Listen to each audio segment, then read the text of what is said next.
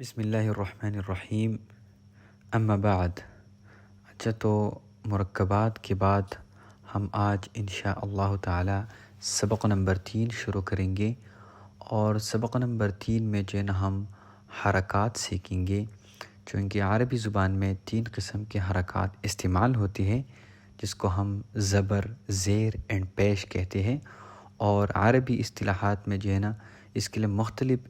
تعبیرات استعمال ہوتی ہے، جیسا کہ ضمہ، فتحہ اور کسرہ، لیکن آسانی کے لیے جو ہے نا ہم اس تعبیر کو جو ہے نا یوز کریں گے جو بہت زیادہ ایزی ہو اور انڈرسٹینڈیبل ہو، یعنی زبر، زیر اینڈ پیش۔ اچھا، تو انشاءاللہ اس لیسن میں ہم حرکات میں سے صرف زبر کو کور کریں گے، اور اس کی جو وضاحت ہے انشاءاللہ ان کو جو ہے نا آسانی کے ساتھ آپ لوگوں کو سمجھائیں گے۔ اچھا، تو زبر اس حرکت کو کہتی ہے جو ہمیشہ حرف کے اوپر ہو۔ یاد رکھیے، زبر جو ہوتا ہے نا یہ ہمیشہ حرف کے اوپر ہوتا ہے، رائٹ۔ سیکنڈ چیز، زبر جو ہے نا اس کی جو آواز ہے، جو پروننسیشن ہے، یہ ہمیشہ اوپر کی طرف اٹھتی ہے، ٹھیک ہے، لائک دس، با زبر با، یہ ہمیشہ اوپر کی طرف اٹھتی ہے۔ تھرڈ نمبر چیز جو آپ نے جو ہے نا مائنڈ میں رکھنا ہے وہ یہ ہے کہ کسی بھی صورت میں آپ نے زبر کو کھینچنا نہیں ہے، یعنی ود آؤٹ اسٹریچنگ اٹ، آپ نے اس کو پڑھنا ہے، یعنی کسی بھی صورت میں ہم زبر کو نہیں کھینچیں گے، ٹھیک ہے۔ اچھا، تو چلو اب اس میں جو ہے نا تھوڑا پریکٹس کر لیتے ہیں۔ Okay, the first letter is حمزہ زبر ا،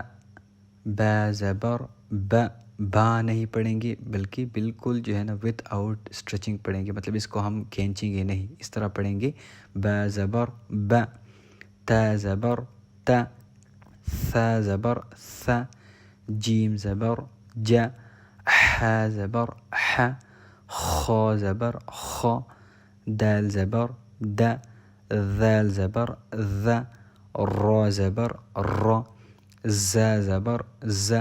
سین زبر س، شین زبر ش، صاد زبر ص، ضاد زبر ض، طا زبر ط، ظا زبر ظ،